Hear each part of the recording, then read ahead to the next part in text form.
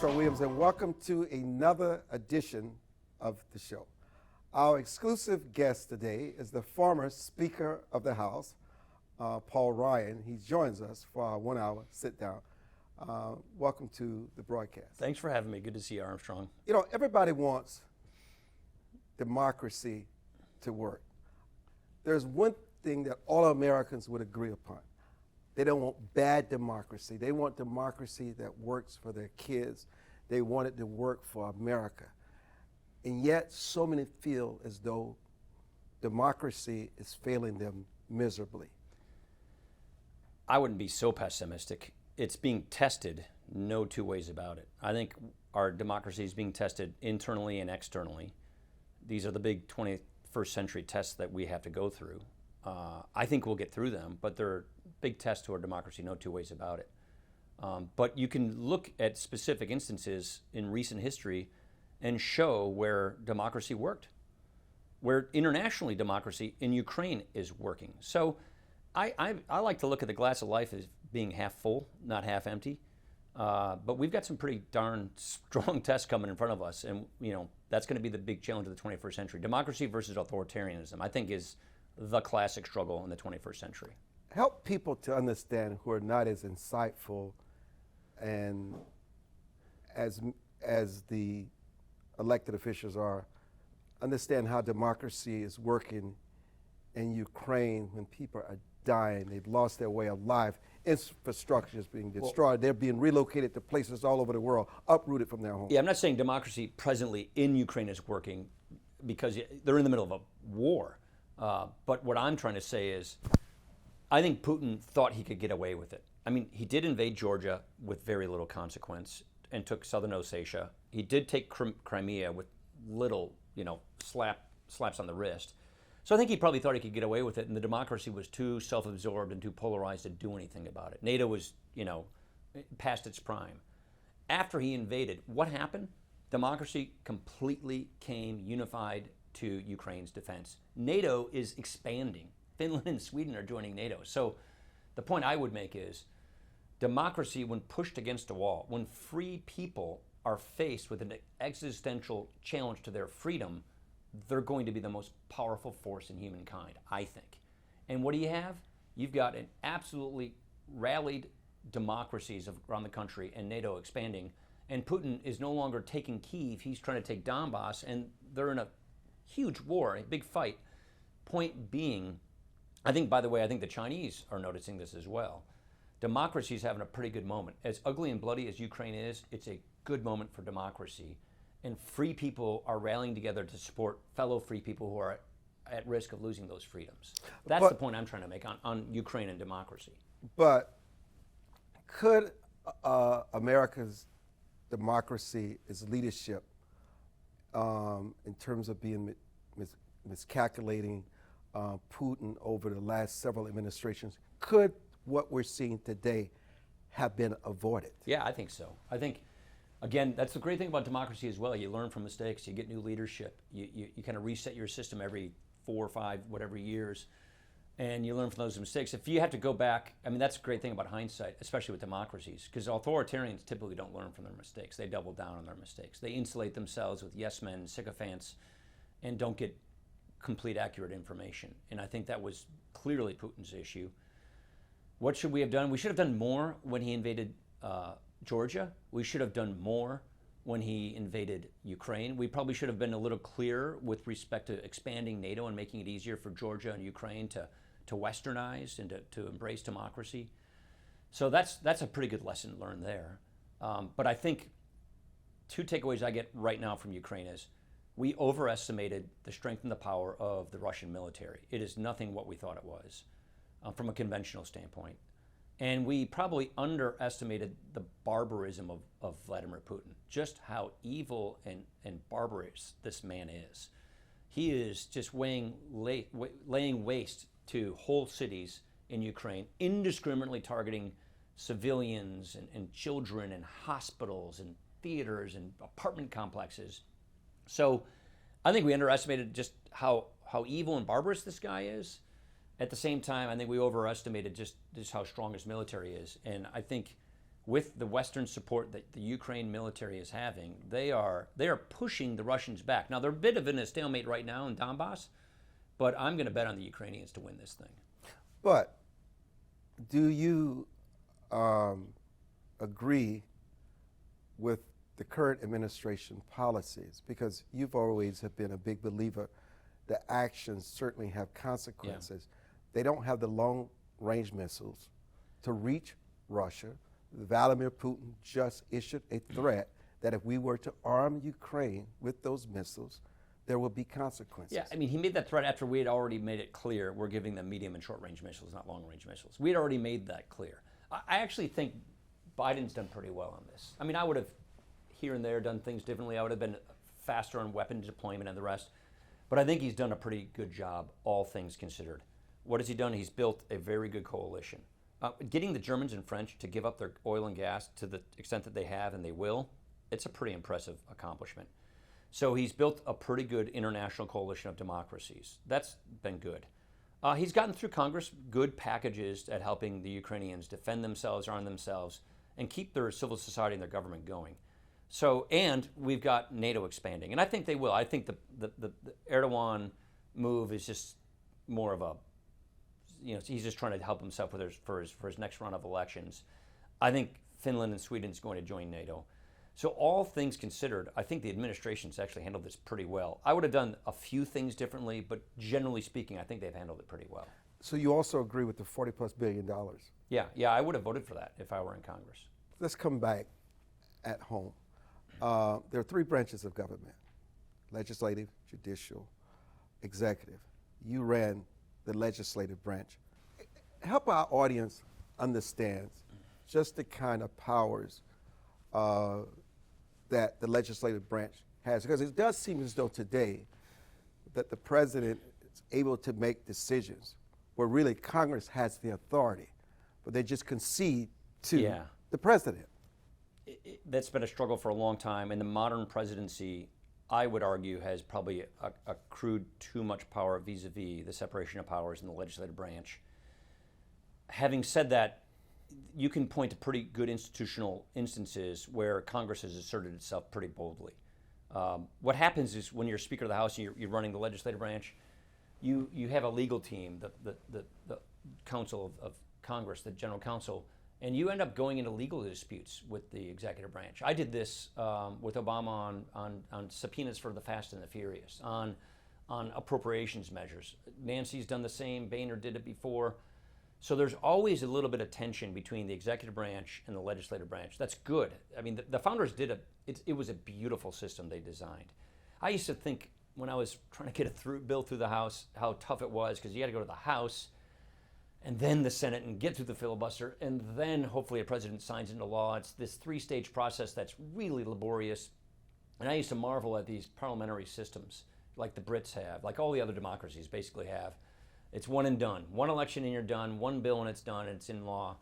I now am so glad we have the system we have. I am so thankful for it, because it means you really don't do big things in your country unless you have real consensus, unless you have really vetted an issue and gotten something through that the general public and the other branches of government generally go along with and support. And that is why I think America has done so well for so long. That's why we're free. That's why we're prosperous. That's why we're the most successful country from an economic, upward mobility standpoint in human history. I really think it's the elegant design of our Constitution. Chief among those, in addition to the Bill of Rights, natural individual rights, is the separation of powers. Three separate co-equal branches of government in constant tension and competition with one another. The executive branch has taken a lot of liberties and has taken more authority, and this goes back to Nixon and before, and I think that the legislative branch has more work to do to reacquire its powers. The power that I worry about the most is the power of the purse. We have a broken budget process. We have a broken appropriations process, because right now, and this happened when I was there as well, it's basically one giant bill. We call them omnibus appropriations bills. They're about that thick. And that's all discretionary spending in government, meaning all government agencies is done in one bill, where it's basically four people: the Speaker of the House, the Minority Leader, the Majority and Minority Leader of the Senate. Write this thing. And it really should be broken up among the various members of Congress on the 12 different appropriations committee, 12 different bills. That to me is where our power as people, as Congress, has atrophied the most. That to me is where we need to restore the separation of powers more. But it sounds as though it will never happen. No, I think it's. I actually launched a big effort on a bicameral basis to redo this, and we didn't have any buy-in from the Democrats. So it's going to have to take a bipartisan effort.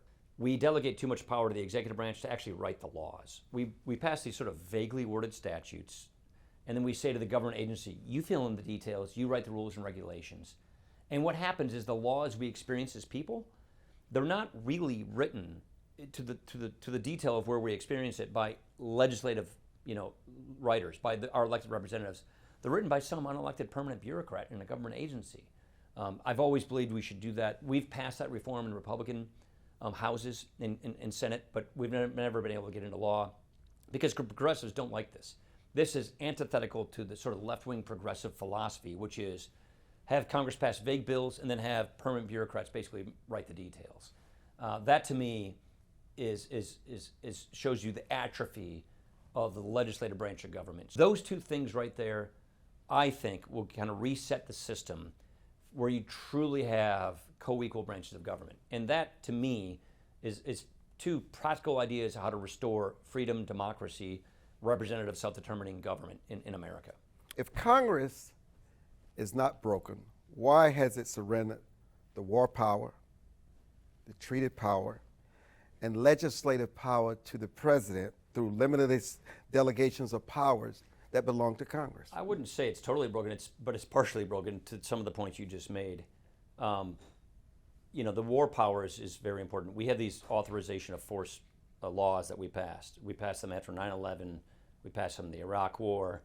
Part of the challenge we've had in fighting the war on terrorism is we couldn't get new resolutions passed. We literally didn't have the votes to pass them, but we knew we had active acts of terrorism that we had to respond overseas to try and prevent these things from coming onto our shores. So there's always been a good, healthy tension between the power to wage war, specifically against terrorism in this case, and Congress's War Powers Act. So there's always going to be a healthy tension. There's never going to be the right answer. There's never going to be, we have it perfectly balanced. I do believe too much power has been given to the executive branch, like I just described, on regulations and on spending money. But generally speaking, Congress can and does assert itself all the time. When we do appropriation bills, we put riders on those appropriation bills that restrict the activity of the administration.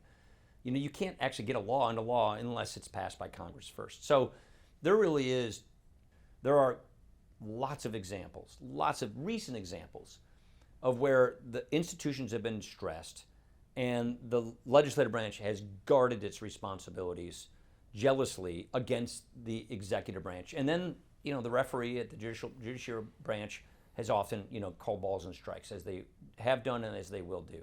So I'm not one of these pessimistic people who think it's all gone, the separation of powers has been eroded. They actually do work, and they actually have asserted their powers. And as a result, freedom and liberty still exist and is still alive here in America, but we're going into this digital 21st century world. That presents new challenges on liberty, on privacy, on freedom, and it presents new opportunities for democracy to be able to spread across the world, for democracy to be able to stand up against totalitarianism, authoritarianism. So I am actually looking at the century ahead of us, and I see a ton of opportunity if we get things right, for not just for America, but for free people, for liberty and democracy itself. The former Speaker of the House, Paul Ryan, is our guest. I'm Armstrong Williams. We'll be back. I think most Americans will agree that Congress in recent years has become more partisan, more divided, more chaotic.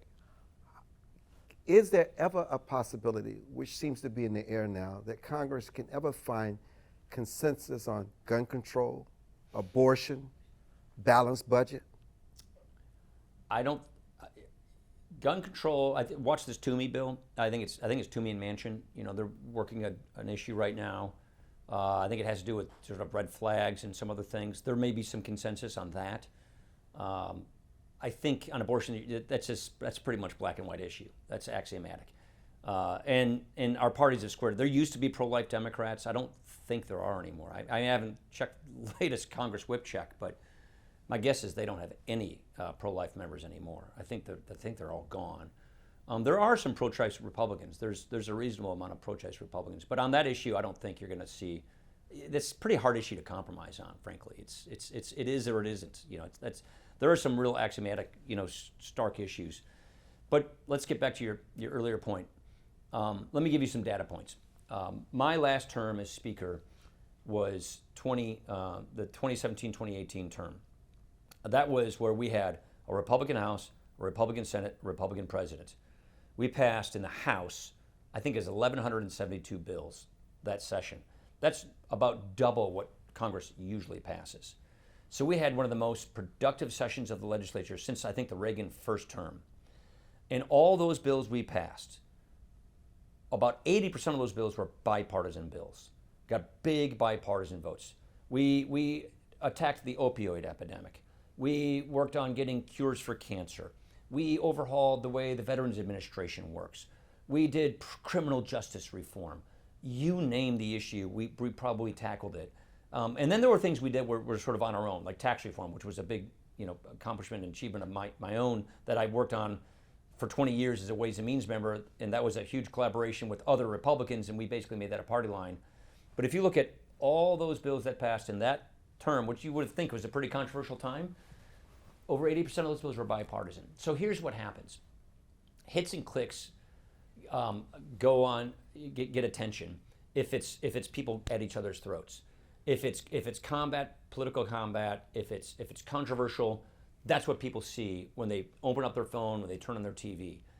But just so you know, a lot of what happens in Congress is under the radar, bipartisan, bills that pass, that fix a lot of problems, and that are very overwhelmingly bipartisan. They get no attention.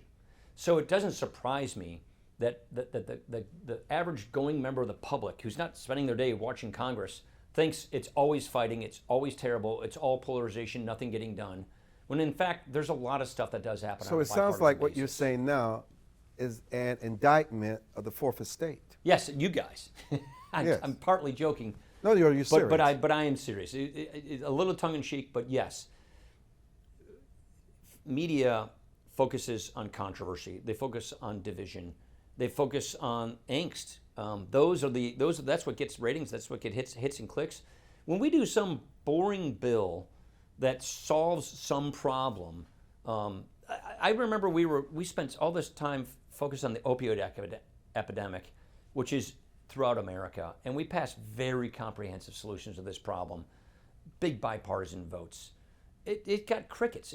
No one paid attention to it. I can go on and on with a lot of different issues that we solved, and they're still solving problems in Congress. We call it suspensions. The beginning of every week in Congress, you come in the day you fly in, and you have what we call suspension votes. What does that mean? That means you've suspended the rules of going through the Rules Committee because you have 2/3 vote for a bill, and we pass dozens of bills every single week. I'm not there anymore, but Congress does, that are bipartisan, that have at least 2/3 vote in the House, and those bills by and large pass through the Senate. So just so you know, things do get done. Bipartisanship does occur, but frankly, it gets no press because it's not exciting, it's not interesting, it doesn't boost ratings, it doesn't get eyeballs. Many Americans are losing their way of life. They're fearful. Every week, it's a different massacre. I don't know if you think that any branch of government can do anything to stop that, but how do you make people believe that their schools are safe, their communities are safe, their churches are safe, their synagogues are safe? Any place is safe anymore. I think are more guns by responsible people? Is that the answer? Is it arming schools with resource officers? Is that the answer? Because it does seem that they only go where there are no gun zones. They certainly don't go to zones where they know people are armed. What is the answer? Is faith the answer? Is it your church? What do you say to them? Well, first of all, if you say have to rely on just the federal government to solve my problem, then you're not going to get a good answer. I think you have to look into your community and participate. Is it your church? Is it your community? Is it civil society? This goes beyond just gun laws. This goes into our culture. This goes into mental health. This goes into security, securing our schools. So there's not one magic bullet answer, no pun intended, that's going to solve these things. So why do people do this? How do we early intervene? How do we address mental health problems? I think hardening schools is clearly going to be one of the answers, but that's not a federal responsibility. That's a local school district and state responsibility. So I think all levels of government have a role to play here, but also society and culture has a role to play here. And society and culture is not government. Society is the space that we live between ourselves and our government, where we actually live our lives. And so I think families and individuals and community leaders and just people in communities have a role to play there as well. And so that's not just government. So I think it's important that you understand, that we as people understand the role of civil society, the role of government, local government, and what local government has to play. And yes, as just a dad of 3 kids, I do believe hardening schools is a smart answer. I think having the right kind of security protocols and having the right kind of people in those schools to protect kids is obviously a smart answer. But frankly, that's really a local government. That's a local and state government responsibility. I was taken back when you gave credit to President Biden on his foreign policy. It is something so rare from a Republican. And I think it's important. The Bible says if you find something good in it, praise it. So I believe in that. But how would you discuss and assess our president when it comes to what is happening here in our country? I don't know many presidents in recent memories whose disapproval rating is almost 70%. Yeah. Well, I'm not a fan, but that doesn't mean if he does something right and well, you don't give credit for it where credit is due. And I think on Ukraine, there's credit due. Let's talk about our president. And I say our president because he is our president. Always respect. And always respect the will of the voters, always. However, disapproval ratings are nearing almost 70%. So let me go through this with you. Some people say because he immediately wanted to turn back the Keystone Pipeline, this is why we have these surging fuel prices. You're shaking your head. The borders are out of control. Biden made us believe that he somehow could wave a magic wand and control inflation. And you, being the man you are with numbers, knew that was just politics that would come back to bite him. The supply chain is just as worse today as it was years ago. And it seems like sometimes presidents get a reprieve, they get a break, but he hasn't. Why? I think his domestic policies have been a total disaster. I think, look, we can all interpret this different ways. I think his approval ratings are so low is because he came in giving people the impression that he was going to be a moderate, that he was going to move to the center and govern from the center. I can tell you the suburban voters in my state and other states like mine believed that, and that's why they voted for him. He didn't do that. For one reason or another, he gave the keys to the left. He basically let the progressives run his agenda. So the person that I think a lot of swing voters thought he was going to be, that's not the Joe Biden we have in the White House now. We have a Joe Biden in the White House who basically has given the progressives their policy dream list, but they don't have majorities to do it. That's what I never understood. If you have, like Obama came in, his first 2 years, he had a bulletproof majority. He had 60 votes in the Senate and a big cushion in the House. And he ran through a lot of things that he believed in, which I totally disagreed with. Biden tried the same thing, but he had, a zero margin in the Senate and a tiny, tiny sliver of a majority in the House.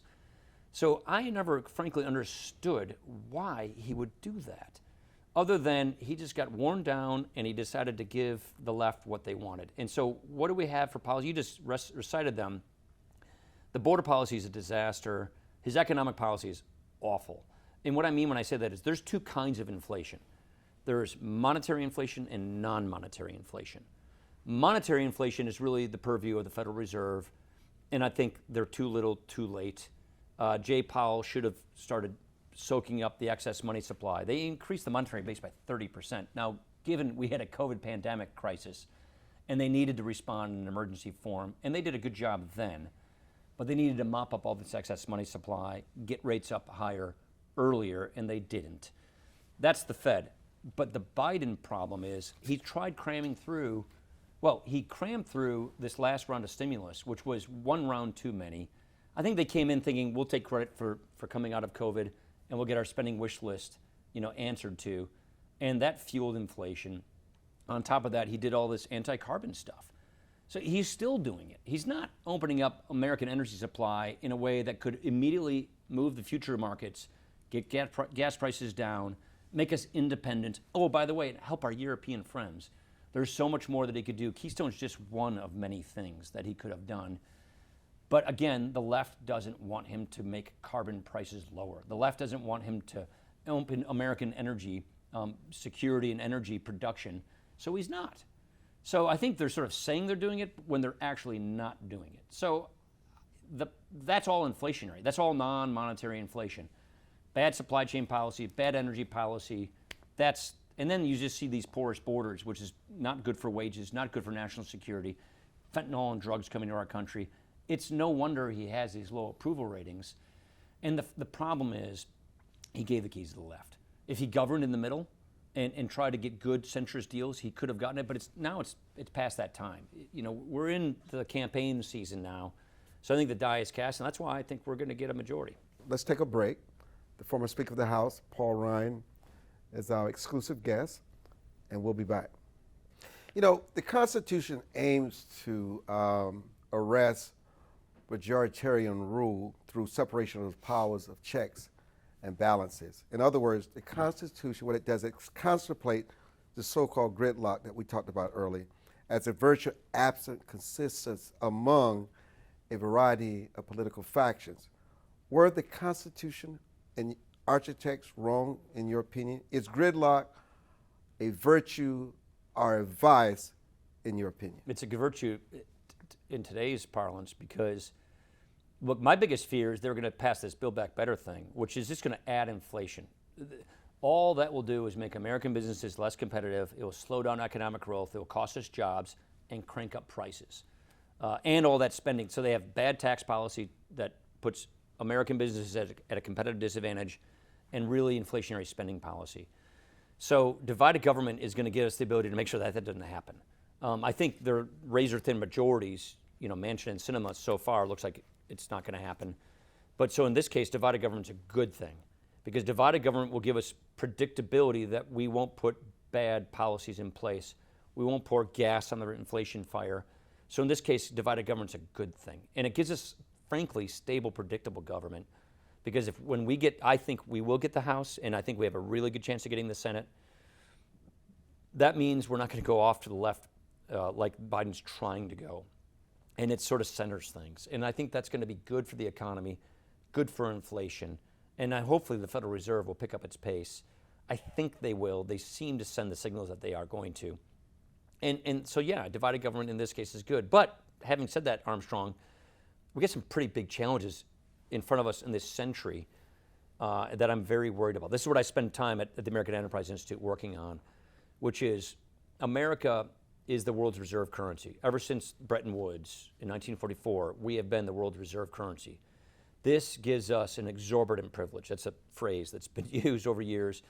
It gives us huge advantages in the world. And we're risking that from losing that. And if we lose our reserve currency, we won't be able to cash flow our social contract. And if you think America is polarized today, just wait. I think they just moved the new numbers on the trustees report on Medicare and Social Security. So they go bankrupt in like 2035 and 2030, Social Security and Medicare. Just wait. If we don't have a reserve currency status then, if we're paying really high interest rates to borrow all this money to pay for these commitments, which are important commitments, and we have to cut these programs in real time, Medicare, I think I'm just doing this off the top of my head, so don't fact check me on this, but I think Medicare will get about a 10% across the board benefit cut, and Social Security gets a 20% across the board benefit cut if we don't fix their finances by the time these economic crises hit, by the time they go insolvent, their trust funds. And if we have to borrow money to fill that gap, and we're not the world's reserve currency, it's going to be extraordinarily expensive, really bad for our economy, and you will have to cut these entitlement programs in real time. So I see in the next decade or so a real challenge for our country, for our democracy, and that is why we have to get our fiscal house in order. It's one of those questions, my mother-in-law used to always say this, a stitch in time saves nine. If you can do some important budget surgery to change these programs so that they're guaranteed, so that my mom's generation gets the benefits that they were promised, and that the next generation actually gets health and retirement security that works, that is affordable, I think this can be done. That helps you dodge the debt crisis that we have coming and preserve your reserve currency. So these are huge problems we have really right in front of us, and our government's going to have to work to solve this problem. And right now, I just don't see that happening. And I definitely don't see a Biden administration stepping up to take on this challenge. So we're going to have to get the kind of government, the kind of Congress, the kind of presidency that can tackle these issues so that we can have a great 21st century, American century. And this, to me, is probably perhaps one of the biggest challenges that's facing us and democracy itself. And the same fiscal problem occurs in Western Europe, in democracies across the world. So I see a big challenge for democracy, and we're going to have a political system that can respond to this challenge, but I wouldn't bet against this. I think we'll probably get it done at the end of the day. What makes you so confident that if Republicans gain control of the House and Senate, they will do any better? And what gives you encouragement for Republicans regaining power that they're doing today in this current environment we find ourselves in? Well, I think we'll do better because we won't do bad, meaning we won't. I think the stuff that Biden has proposed passing is bad for the country, bad for inflation, bad for the economy, bad for workers, bad for getting people, on the escalator of upward mobility. So number one, getting Congress means we don't do bad policies. Then getting Congress, perhaps we can get Biden to the table and actually get some positive things done that we can agree on, a mutual benefit. I think there's an opportunity for that. But I think that's probably 2023. Then you get into 2024 and you're going to have one whale of a presidential election like we always have. And it gets harder to do that. I honestly think 2025 is kind of the magic year for us to make or break on critical policy decisions for this country to really fix a lot of our problems. You mentioned the border a minute ago. We got to fix our immigration laws. We got to fix our border security. We got to fix legal immigration. That's going to be a big deal. And then we have this entitlement problem. I frankly think our tax system's in good shape. It can be improved, but we have a good tax code that's wired for economic growth. We have an administration that I worry is going to regulate overkill. But if we have divided government in Congress, and if we can get a Republican president, Republican Congress, look at me. I'm saying, yes, give my party total power and everything's going to be great. I wish I could say that with great confidence, but I would rather have a system where your party runs on an agenda and a platform of what needs to be done to solve the country's problems. And then if you win that election after offering that agenda to the country, this is what we did in 2016. If you win that election, then you have earned the right to put those policies in place. And I really believe that we're going to probably have divided government for the next couple of years. That's going to be good. It's going to be calming. It's going to mean not bad economic policy passing. But it really, in my opinion, isn't until you have a shot in 2025 with a new president and a Congress to solve some of these bigger problems. And I think it's budget reform and immigration reform. There's a lot of other issues out there, but I think those are two big-time issues that need to be solved if we want to get our mojo back as a country. And hopefully that election is an election on substance, on issues, not personality conflicts, but on substance and issues, so that we can sort of break through this logjam and fix these problems. I think democracy is going to survive. I think we're going to get through it. I think we'll do it. But I think, I'm going back to an earlier point I made, the authoritarians are watching. Xi in China is watching. Putin is on his heels right now. But they make this argument that democracy is decadent, it's self-absorbed, it's polarized, it can't operate, it can't function efficiently. and we authoritarians can. Well, I think we're learning the lie under that. I think we're learning that the authoritarians take away your freedom. They're run by people who are insulated, who don't really understand their own people. And democracy, I think, is vibrant. Democracy gives you better living standards. Democracy gives you freedom and self-determination. And I do believe if we have a couple good elections based on substance and policies and ideas and solutions, that democracy can have another great century and free people can do well. And America is the indispensable country in the world. And I really do believe that if we have good elections in America and we tackle these totally solvable problems, we'll be great, we'll be fine. But let's not think that Washington solves every problem. Let's remember we ourselves, in our communities, in our churches, in our civic institutions, in our local governments, that's really where we live our lives. That's really where we need to reinvigorate our activities. And let's also try and buttress those institutions as well while we do this. Americans are losing their way of life. Yeah. How do Americans feel secure, and how do they elect people that can make things at least normal again? If the Biden administration would really actually open up domestic production, I'm talking all the basins in the lower 48 in Alaska, turn on Keystone Pipeline, and the Federal Reserve's got to focus its job on inflation. The Federal Reserve has this two-part agenda, it's employment and monetary policy. I think it should be a single mandate, not a double mandate. And the single mandate is get prices under control. And I think that's one of the reasons why I think we're going to win Congress, because they want people focusing on their problems, and solving their problems. And that is not what this administration is doing, and it could. So, politics, is it in your future? No, I'm good. I did it for 20 years. I was a staffer for 5 years, and then I was a member of Congress for 20 years. We understand this. I've kept my word on these things. You've been that. on the road So. supporting candidates that you believe in, which tells us you still care about democracy. Is there anything that would cause you to run for office again? I think it's a reasonable question. I think maybe you don't know the answer. Yeah, I don't know. I mean, I'm 52, but right now I still got 2 kids at home in high school. So I'm enjoying private life. I do a lot of cool civic stuff. So it's possible. It's possible, That's but okay. not That's all. in the near Sure. future. Not anytime soon. Not in the near future. Could be next week. But No, I'm not. I mean, get- not in. But I get it. But you would be open. I don't know the answer. I don't know the answer to that, but it's definitely not 24 or earlier or anything like that. The good news is you don't know. That's the most important thing, is that I'm you don't know. not positive. I That guess you're I'd not say. positive. This is a rapid session now, where you give answers, short answers. Okay. So let's start this. What about the fact that many Americans today are concerned that parents they've not been involved enough in education and around the country? Yeah. They're taking back the school board. I've been a big fan of school choice my whole entire career. I spend time with ACE at Notre Dame. It's a Catholic school choice advocacy group. This is the crime of the century. We've had this problem a long time, and you have school districts dumbing down their curriculum today when we need to ramp it up for international competition. So, school choice is among one of the most important things we could do. Yeah. So what if the teachers union doesn't like it? Choice and competition makes a difference. I'm a big fan of school choice. And the way you can do it with a federal nexus is tax credits administered at the state level. There's a crisis in education. When you look at places like Baltimore, Los Angeles, Atlanta, and particularly the impact it's having on minority kids. You have these ghost kids. The schools are getting paid. They know the kids are not in the classroom. You have some schools with an average GPA average of 1.0, and the educational system is failing our kids.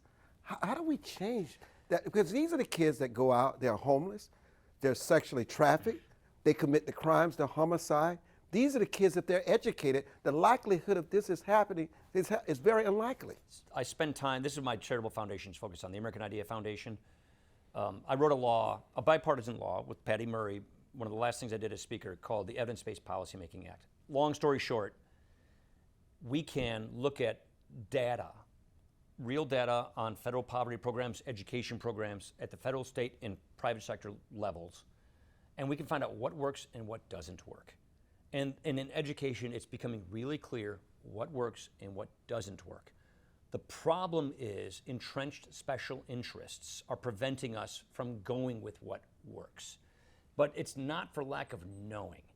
So the good news in this good news, bad news story is we're developing, we, meaning society, is developing the ability to measure effective policies at getting kids off the streets, at getting good education in every corner of this country, at restarting upward mobility and getting people out of poverty. This is what we spend our time at my foundation focused on. And we're learning what works and what doesn't work. The question is, do policymakers follow that advice? I believe that just data is going to help solve this problem. At Notre Dame, we do about 70 randomized controlled trials on poverty programs in education and other areas around the country to find out what is working to get these kids educated. So we're going to have good answers. I believe we, as in society, are going to have good answers on how to solve some of these problems. The question is, can we get the politics to respond? I think at the end of the day we will, but we're clearly not there yet.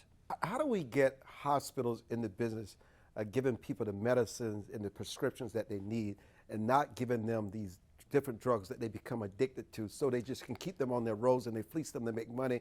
And it's no accident.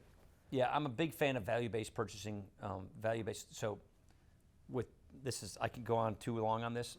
Go on. With transparency, what we should as consumers have, like we have in every other aspect of the economy, frankly, except for education and healthcare, is real transparency on quality.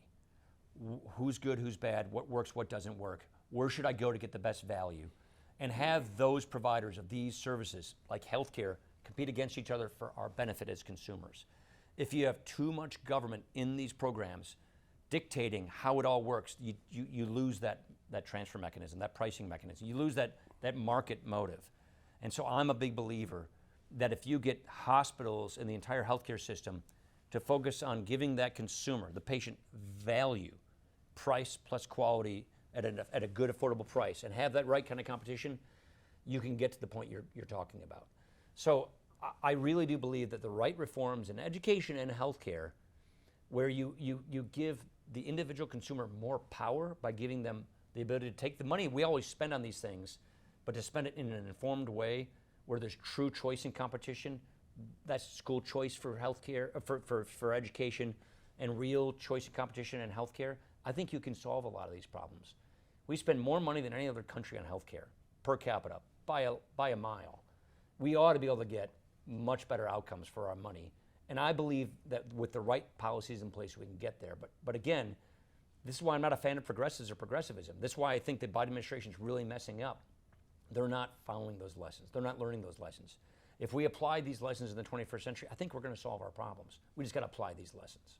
You know, one of the consequences from the pandemic and COVID-19 is that it has created a permanent victim class. Victimization has become such a thread in our society. Everybody needs to be taken care of. Everybody needs a stimulus check. Everybody needs help. What has happened to how we grew up with our parents and our grandparents, where we were this rugged individualism? We work for a living. Except if you're handicapped and you have permanent injuries. What is happening to our society? Yeah, it's a big question. I spent a lot of time on this at the American Enterprise Institute. We're actually coming up with a big production in the fall on this issue you're talking about. And so as government relations, so there's two parts to your question. There's society and culture, and then there's what's government's response to solve these issues.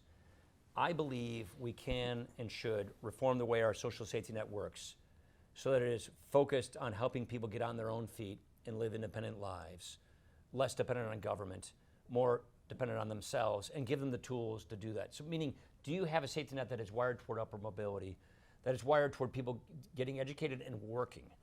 Work first policies, that's the nomenclature we use, really do work. So I think, and this was the big debate about, Build Back Better and all of this stuff. Do you just pay people to stay where they are in life, to be dependent upon government, and to give them this idea that they're stuck in their current condition and government will numb it and make it easier? That's really what the welfare state is. That's really what sort of progressivism is producing.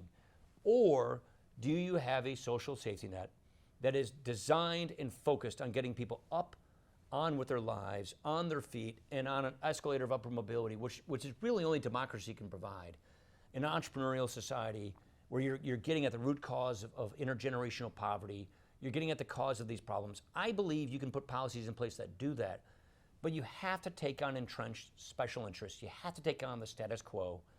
And I think we'll end up doing that in this country. I really do. I believe people love and are still enamored with the promise of America. A society where our rights are ours pre-government, a society where if you work hard and play by the rules, you get ahead, and your kids are better off than you are. That's the American idea. That's the American dream. And we right now have policies that frustrate that I think are holding people back. But I think we've learned a lot about what works and what doesn't work, what philosophies and policies drive these things. And if we can apply these lessons with these kinds of policies that we know are going to work, then I think we'll get out of the ditch. I think we'll have a great century. We just got some pretty big challenges in front of us, and we got to tackle those challenges. But again, democracy does this. I think Churchill kind of said it best. He said Americans can be counted upon to do the right thing only after they've exhausted all the other possibilities. The other thing he said, I'm a kind of a Churchill fan, is democracy is the worst form of government except for all the other forms of government. See how he spoke in these kinds of areas, and I'm paraphrasing. But I think we'll get this stuff right at the end of the day. You know, when you drive around major cities, especially a place like Washington, D.C., you come into Union Station, homelessness has become pandemic in these major cities. And if you try to approach them, they're angry, they have mental illness, they try to attack you and stick you with needles. It's just a very dangerous place. I mean, why have we allowed, with all the money that is appropriated, all this money that is spent for this, all these people, not just in Washington, D.C., but throughout the country, are just everywhere populated? French Hill and Andy Harris, two members of Congress on the relevant committee in Congress, focus on just this issue, who really have good ideas. The point I'm trying to make is there are good solutions to the homeless problem. A lot of it's local government. There's clearly funding at the federal government. But the point I'm trying to make is we know, using data and analytics, economics, what works and what doesn't work in homeless policies. Whether or not local governments choose to apply those lessons or not is the answer, is the question. So a lot of this is addiction, a lot of this is mental illness. It's a multifaceted problem. But there are examples all around the country of what really works to tackle the problem of homelessness. Again, this is something we work on where at my foundation and at Notre Dame, where we measure programs and find out what works and what doesn't work and apply those lessons. Policymakers need to take heed of that and to follow suit.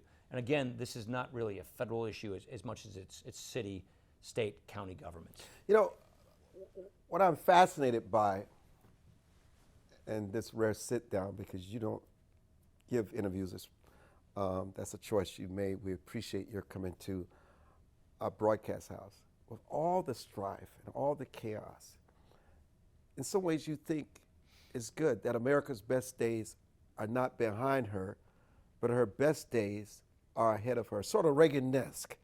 Why? Look, because I don't see all this acrimony and all this noise as necessarily a bad thing. It's the noise of democracy. It's the noise of self-determination. It's people, who care about things, exercising their views and expressing themselves in public policy and public life.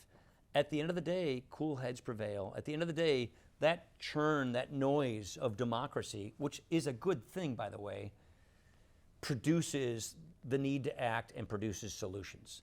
So I really do think the system works. And I think when we look, so I take the polarization issue as two things. Yes, we're polarized. Yes, I think the media industrial complex, or whatever you want to call it, focuses on hits and clicks and identity politics and bad things. But the noise of us expressing ourselves as we only can in a free society is what gets us to consensus, which gets us to tackle issues and problems. The system does work. Laws do get passed. Problems get addressed. Now, there's some really big problems that we've kicked the can on in a long time. I mentioned the entitlement issue. But at the end of the day, I think we'll get those things under control as well. We do solve problems. Why? Because we can freely express ourselves. Ask a garden variety of Chinese whether they can do that in China. Ask a person in Russian, are they turned on the TV and seeing the truth? No. In America, you do. In free societies, you do. And free societies get closer to the truth than any other kind of society. And that is why I think having the truth occur and be beyond the airwaves and be in our civic debate is going to ultimately land us at the right answer. Speaker Ryan, thank you so much for joining us for this edition of the Armstrong Williams Show.